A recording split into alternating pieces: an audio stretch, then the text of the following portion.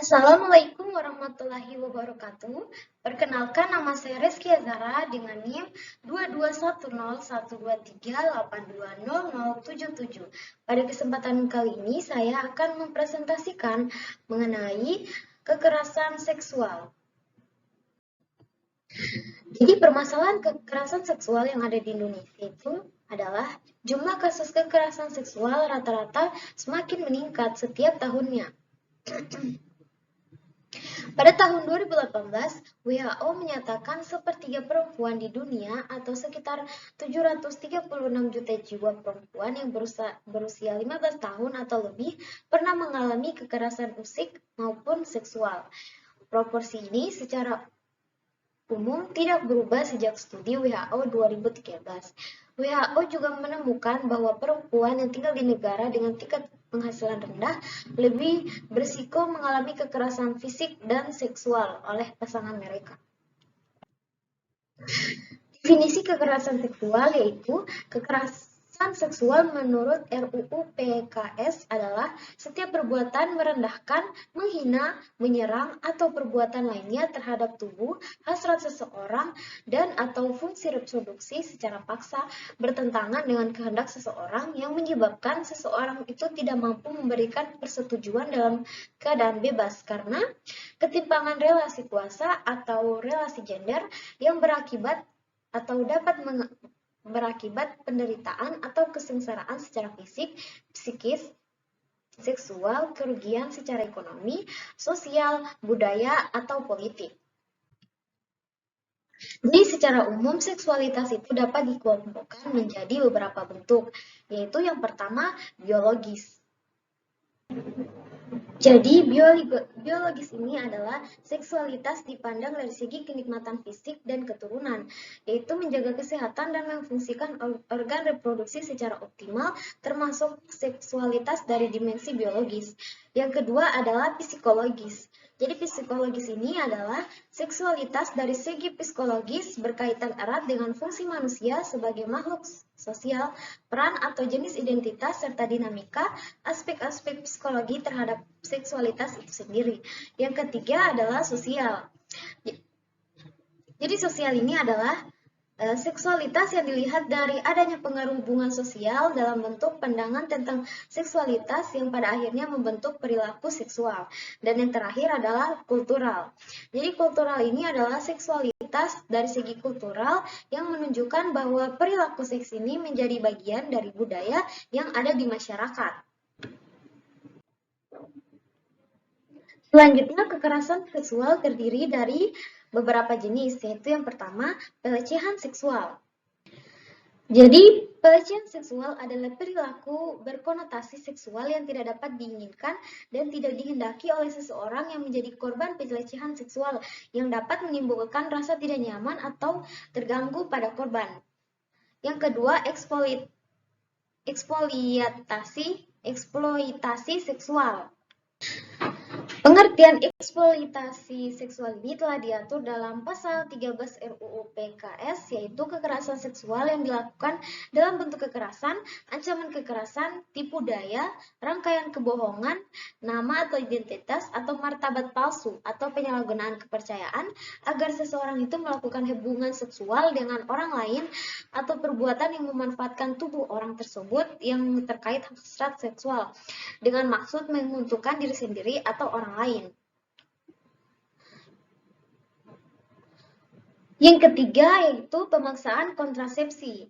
Komnas Perempuan menjelaskan pemasangan alat kontrasepsi atau pelaksanaan sterilisasi disebut dengan pemaksaan ketika dilakukan tanpa persetujuan secara utuh dari perempuan yang bersangkutan karena sebelumnya tidak mendapatkan informasi yang lengkap atau dianggap tidak cakap hukum untuk memberikan persetujuan.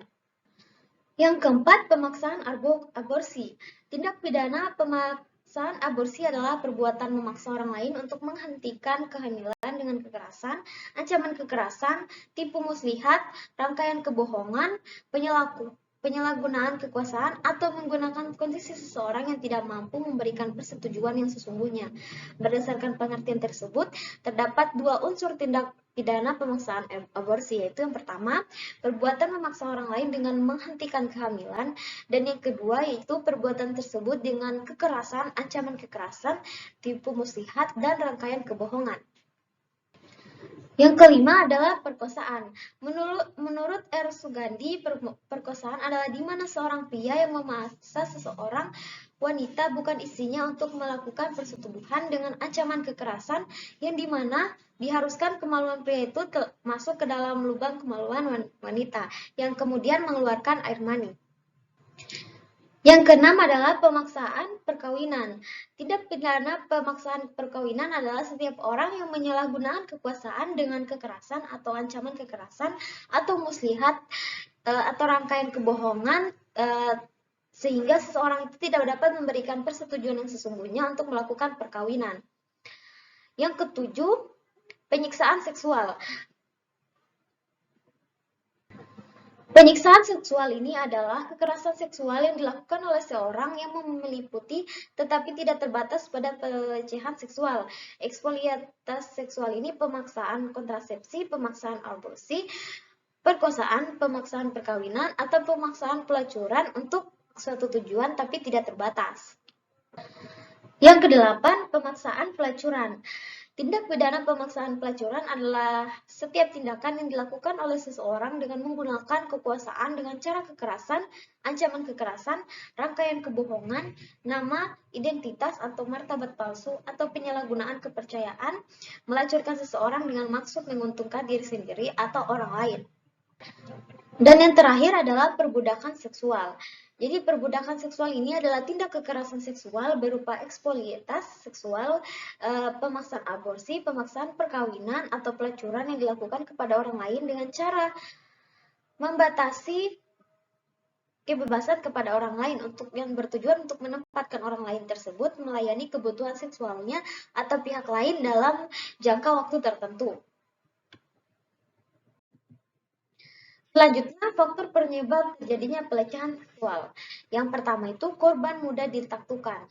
Yang kedua, hawa nafsu. Yang ketiga, pernah menjadi korban. Yang keempat, menjadi saksi. Yang kelima, memiliki kuasa. Yang keenam, penyebab terjadinya pelecehan seksual yang tidak lepas dari sistem patriarki dalam masyarakat yang masih kuat. Selanjutnya, ketergantungan. Lalu fantasi seksual, kebiasaan menonton konten porno, dan yang terakhir hubungan keluarga yang renggang. Selanjutnya, solusi kekerasan seksual. Solusi dari kekerasan seksual ini yang pertama, kita dapat memahami karakteristik dan kebutuhan anak. Jadi kita sebagai guru sudah semestinya tidak menyeragamkan cara pendampingan peserta didik kita. Jadi kita itu harus memahami karakteristik. Jadi sebagai guru, sudah semestinya kita tidak menyeragamkan atau menyamakan cara pendampingan kepada peserta didik kita. Jadi kita itu harus memahami karakteristik mereka, mempelajari lebih jauh keunikan setiap anak, tentang tipe aktif, sensitif, temperamen, kritis, dan sebagainya. Lalu kita harus mengetahui juga apa yang ia sukai, bagaimana cara belajarnya, bagaimana hubungan pertemanannya, dan semua hal yang bisa kita ketahui dengan berbagai cara, mulai dari membuka dokumen akademik hingga mengamatinya secara langsung. Yang kedua yaitu mengaplikasikan pendidikan penguatan karakter dalam kegiatan belajar di kelas. Jadi, sudah menjadi tujuan utama pendidikan bangsa Indonesia atau pendidikan penguatan karakter yang harus diintegrasikan dalam pendidikan Indonesia. Jadi, pendidikan karakter itu meliputi religiositas, nasionalisme, mandiri, gotong royong, dan integritas. Selanjutnya, yang ketiga yaitu menjadikan hubungan orang tua, guru sebagai partner. Jadi sekolah itu harus membangun komunikasi dan kerjasama yang baik dengan orang tua agar orang tua itu memiliki kesadaran untuk turut andil memperhatikan putra-putrinya dan mengetahui perkembangan zaman anak, apa pencapaian-pencapaian kecil yang telah mereka raih dan apa kendala yang mereka hadapi dalam kesehariannya. Yang keempat yaitu meningkatkan intensitas obrolan dengan peserta didik dan membangun hubungan yang multiperan. Jadi guru itu harus mencoba mengalokasikan waktu untuk saling mengobrol dengan berbagai anak Selanjutnya, membentuk tim bimbingan konseling dan pengawas siswa. Jadi tujuan dari pembentukan tim ini adalah untuk memantau perilaku siswa dalam upaya pencegahan kekerasan bullying. Jadi jika sesuatu hal yang terjadi pada siswa di luar kebiasaannya, maka akan cepat teratasi. Selanjutnya yaitu bekerja sama dengan komite sekolah. Jadi komite sekolah ini dapat memantau peserta didik yang melakukan kegiatan yang menyimpang dari norma dan hukum agar segera bisa ditegur dan tindak kekerasan tersebut tidak terjadi. Yang ketujuh, mengadakan pembinaan bagi siswa secara rutin.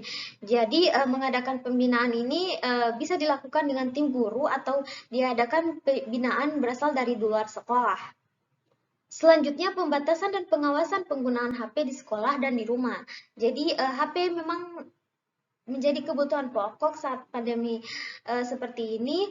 Namun hal ini juga berpengaruh besar bagi tumbuh kembang peserta didik. Jadi perlu adanya pengawasan yang intensif agar anak dapat untuk tidak meniru perilaku yang buruk. Dan yang terakhir, menjadi teladan yang baik bagi peserta didik. Jadi guru adalah sosok yang patut dicontoh oleh siswa yang akan memberikan pengaruh karakter kepada peserta didik.